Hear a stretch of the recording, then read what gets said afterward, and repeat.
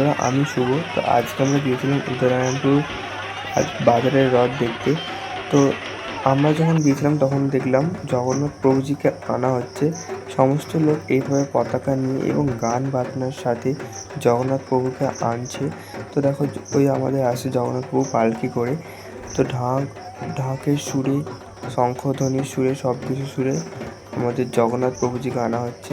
ফুলের মাধ্যমে সাজানো হয়েছে পালকিটাকে। তো সেই সূত্রে জগন্নাথ প্রভুজিকে আনা হচ্ছে এবং এরপর অনেক কিছু নিয়ম আছে। সেই নিয়মগুলো পালন করে তারপর আমাদের জগন্নাথ প্রভুকে রথে তোলা হবে। তো এখন আস্তে আস্তে আমাদের রথের দিকে এগোচ্ছে জগন্নাথ প্রভুজিকে নিয়ে। তো তোমরা পুরো ভিডিওটা এনজয় করো। এরপর 7 পাকে ঘোরা আছে জগন্নাথ প্রভুজিকে নিয়ে। 7 পাক ঘুরবে প্রভুজিকে নিয়ে, তারপর রথে তুলবে।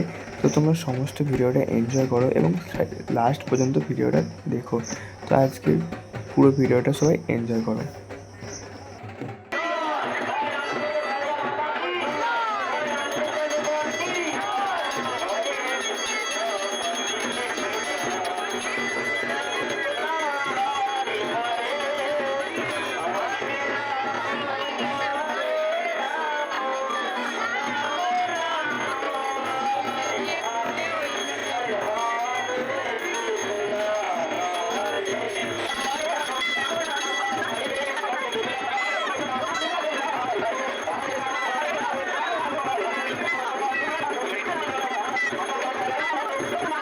হবে জগন্নাথজিকে 7 পাক নিয়ে ঘোরার পর তারপর আমাদের মেন ব্রাহ্মণ সে উপরে উঠলো।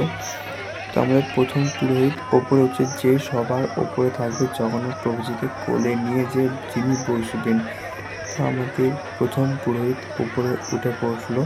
তো এবার নেক্সট একজন পুরোহিত উঠবে জগন্নাথ প্রভুজিকে একটু উপরে তুলে দেওয়ার জন্য। তো দেখুন, আর একজন পুরোহিত কিন্তু উঠে পড়ছে রথের মধ্যে।